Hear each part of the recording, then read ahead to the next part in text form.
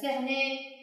On essaie toujours de donner des situations et des simulations parce que pour vous faire approcher du bas, pour vous mettre surtout du bas et pour ne pas être théorique. Tout à fait, et c'est des situations qui sont choisies dans le vécu des stagiaires. Exactement. L'examen, l'exposé, l'entretien. On respecte la proximité des exemples donnés pour être beaucoup plus proche de nos stagiaires. Là, nous avons une situation d'examen, que ce soit un contrôle ou un examen de fin de module ou un examen régional ou passage ou fin de formation.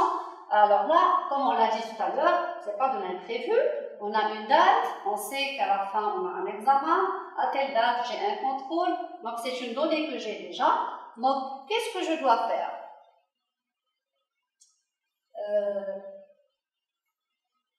Je dois d'abord pointer le positif. C'est-à-dire, même au niveau de cette situation d'examen, je dois voir qu'est-ce qui est positif dans cette situation. C'est un examen qui va donner en fin de compte un résultat.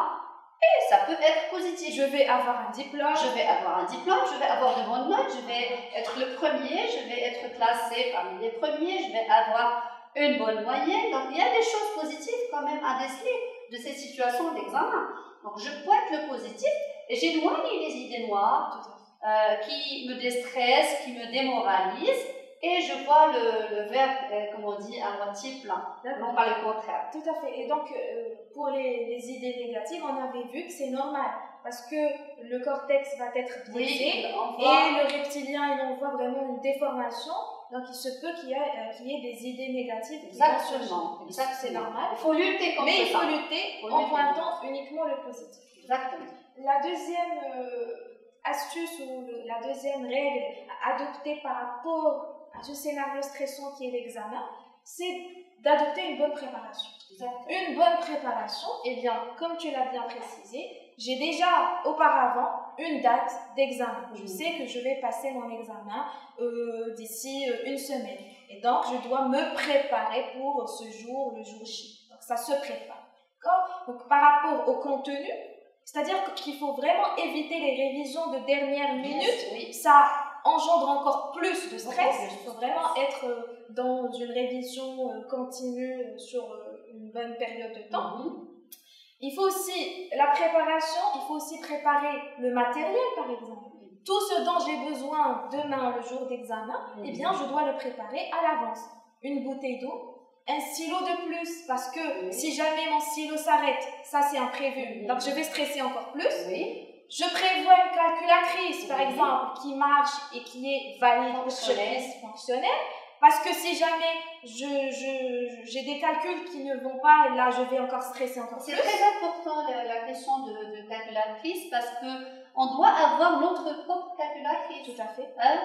Je dois avoir l'habitude de la manier. Parce que le jour de l'examen, si je travaille avec une calculatrice de mon camarade, ça va perturber en quelque sorte. Pourquoi ça va perturber? Parce que c'est nouveau. C'est nouveau, donc, voilà. Je vois que c'est nouveau, je stresse encore plus. Exactement. Donc évitons vraiment les préparations de dernière minute. Je me prépare aussi sur le plan du sommeil. On l'avait abordé par rapport à la gestion du temps. C'est très important. Il faut préparer une bonne nuit de sommeil qui va nous aider à garder tout ce qu'on a retenu, à ancrer les informations. Tout à fait. Au niveau de notre mémoire. Voilà, et donc la préparation, c'est aussi ce que tu viens de citer, c'est aussi une préparation psychique. Oui, on ne se prépare pas seulement au niveau des examens chez moi. Par exemple, supposons que j'ai un entretien, je vais quand même préparer. Ce n'est pas au niveau des questions à préparer, mais même au niveau des détails. Par exemple, j'ai un rendez-vous. Non, à part le discours. Par exemple, j'ai un entretien quelque part, je dois faire une petite préparation. À part le contenu de l'entretien, je dois par exemple aller chercher l'adresse, voir le bus qui va me ramener, ou la ligne du tramway qui va me ramener, où se situe cette entreprise, combien de temps il me faudra-t-il pour y arriver. Donc là, ce sont des détails qui font de taille. Si on reste sur l'entretien, quand même. Tout à fait, comme on dit. Si on reste sur l'entretien, préparer aussi la tenue. Exactement. C'est pas le jour que je vais me mettre à repasser ma chemise ou etc. Parce que ça va faire une différence. Un stagiaire qui a déjà préparé ça, qui sait où se situe la société, à quel étage, quel bus y ramène. Donc tous ces détails-là vont l'aider à aller à l'aise le jour de l'entretien. Il sait à quelle heure il doit sortir de chez lui. Parce que c'est pas nouveau. C'est pas nouveau. C'est pas imprévu. Voilà. Donc il va arriver à temps. Il va pas stresser.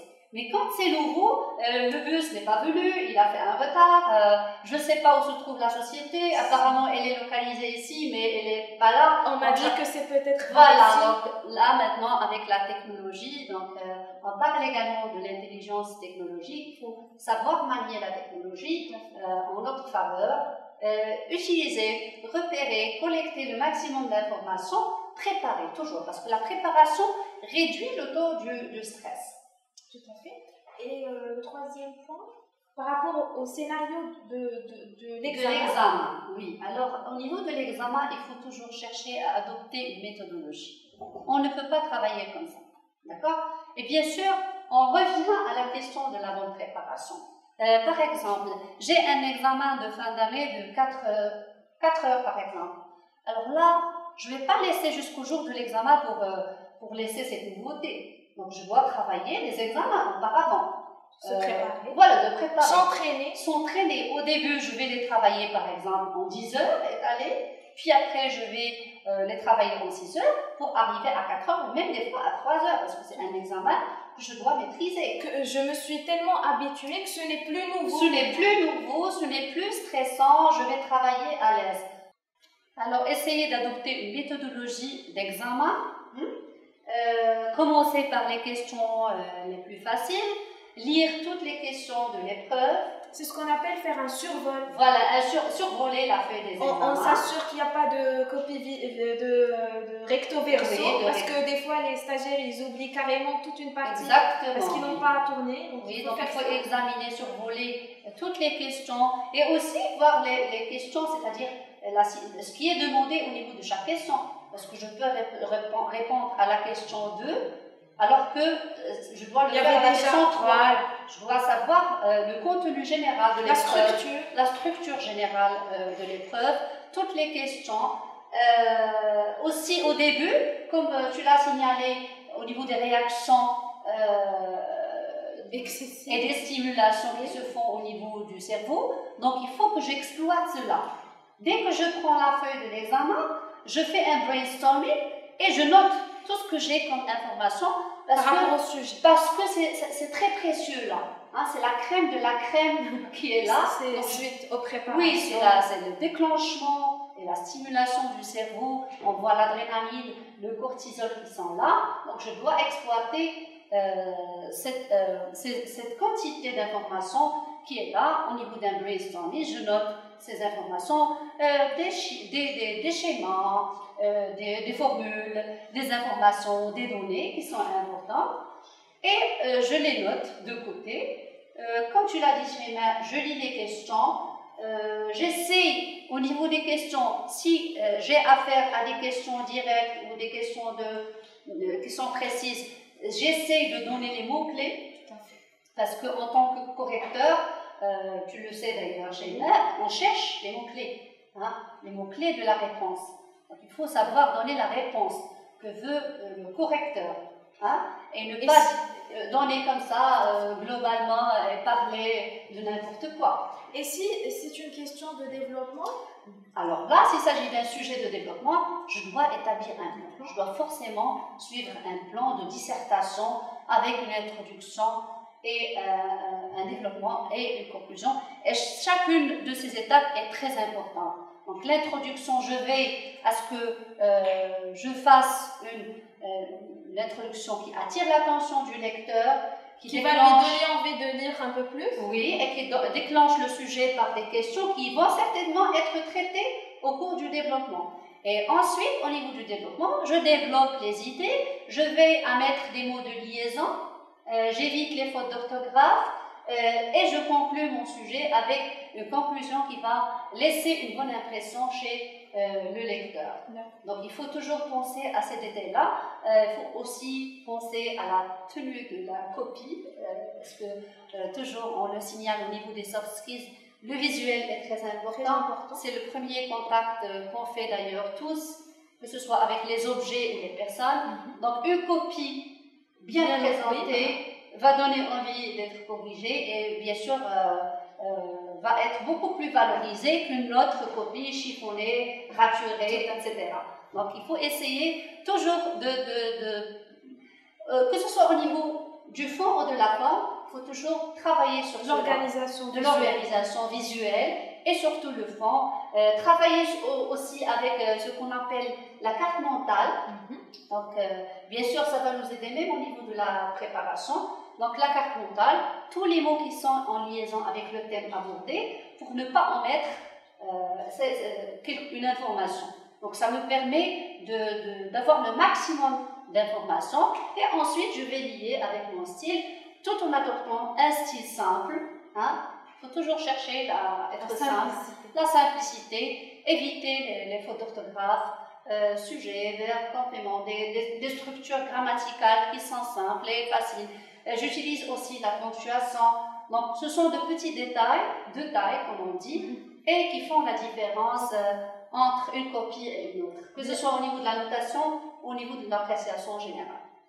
Très bien, juste par rapport à la carte mentale, c'est-à-dire une schématisation et qui travaille le visuel. Quand je vois un peu tout mon schéma, j'ai une idée sur tous les concepts clés et ça m'aide à m'orienter. Même pour une question de développement, par exemple, on peut procéder au départ à une carte mentale. Je vais citer tous mes mots-clés et ensuite je vais me lancer dans la rédaction. Et même au niveau de la préparation, c'est très utile. Pour préparer, ça reste très ancré au niveau de la mémoire et c'est facile à susciter lors de l'examen. Donc merci Sana pour ces conseils qui sont très très intéressants. Pourquoi à votre avis on a parlé d'une méthodologie? Eh bien si vous arrivez à suivre ces conseils, vous allez ressentir au moment de l'examen, parce que vous avez commencé avec les questions les plus faciles, que votre ego n'est pas vraiment déstabilisé.